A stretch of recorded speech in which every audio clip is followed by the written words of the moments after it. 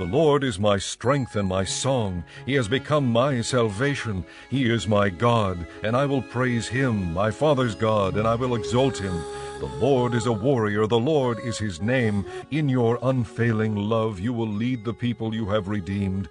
In your strength you will guide them to your holy dwelling. The nations will hear and tremble. Anguish will grip the people of Philistia. The chiefs of Edom will be terrified. The leaders of Moab will be seized with trembling. The people of Canaan will melt away. Terror and dread will fall upon them. By the power of your arm they will be as still as a stone, until your people pass by, O Lord, until the people you bought pass by. You will bring them in and plant them on the mountain of your inheritance, the place, O Lord, you made for your dwelling, the sanctuary, O Lord, your hands established. The Lord will reign forever and ever. Then Moses led Israel from the Red Sea, and they went into the desert of Shur. For 3 days they traveled in the desert without finding water. When they came to Marah, they could not drink its water because it was bitter. That is why the place is called Marah. So the people grumbled against Moses, saying, "What are we to drink?" Then Moses cried out to the Lord, and the Lord showed him a piece of wood. He threw it into the water, and the water became sweet.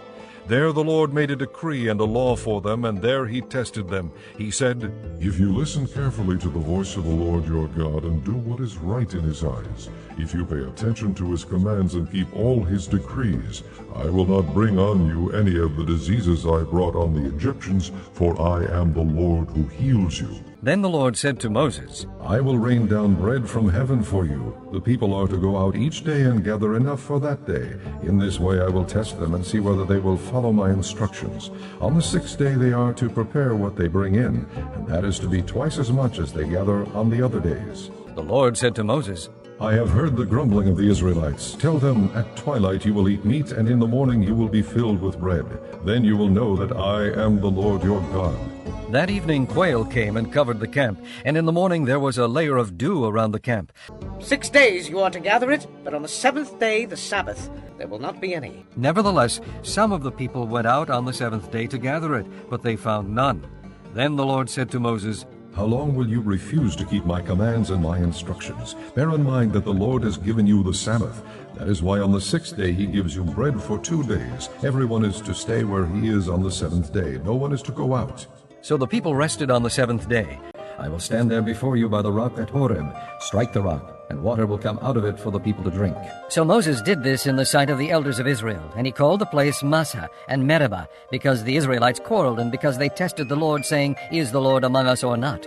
So Joshua fought the Amalekites, as Moses had ordered, and Moses, Aaron, and Hur went to the top of the hill. As long as Moses held up his hands, the Israelites were winning, but whenever he lowered his hands, the Amalekites were winning. When Moses' hands grew tired, they took a stone and put it under him, and he sat on it. Aaron and Hur held his hands up, one on one side, one on the other, so that his hands remained steady till sunset. So Joshua overcame the Amalekite army with the sword. Then the Lord said to Moses, "Write this on a scroll as something to be remembered, and make sure that Joshua hears it, because I will completely blot out the memory of Amalek from under heaven." Moses built an altar and called it, "The Lord is my banner." He said, For hands were lifted up to the throne of the Lord. The Lord will be at war against the Amalekites from generation to generation. Chapter 18.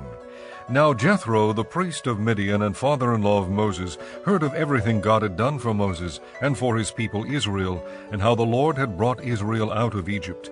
After Moses had sent away his wife Zipporah, his father-in-law Jethro received her and her 2 sons. One son was named Gershom, for Moses said, "I have become an alien in a foreign land." And the other was named Eleazar, for he said, "My father's God was my helper. He saved me from the sword of Pharaoh." Moses listened to his father-in-law and did everything he said. He chose capable men from all Israel and made them leaders of the people, officials over thousands, hundreds, 50s, and 10s. They served as judges for the people at all times. The difficult cases they brought to Moses, but the simple ones they decided themselves. Then Moses sent his father-in-law on his way, and Jethro returned to his own country.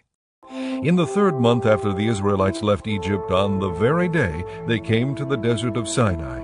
After they set out from Rephidim, they entered the desert of Sinai, and Israel camped there in the desert in front of the mountain. Then Moses went up to God, and the Lord called to him from the mountain and said, This is what you are to say to the house of Jacob, and what you are to tell the people of Israel. You yourselves have seen what I did to Egypt, and how I carried you on eagle's wings and brought you to myself.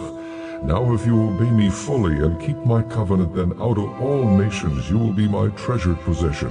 Although the whole earth is mine, you will be for me a kingdom of priests and a holy nation. These are the words you are to speak to the Israelites. So Moses went back and summoned the elders of the people, and set before them all the words the Lord had commanded him to speak. The people all responded together, "We will do everything the Lord has said." So Moses brought their answer back to the Lord.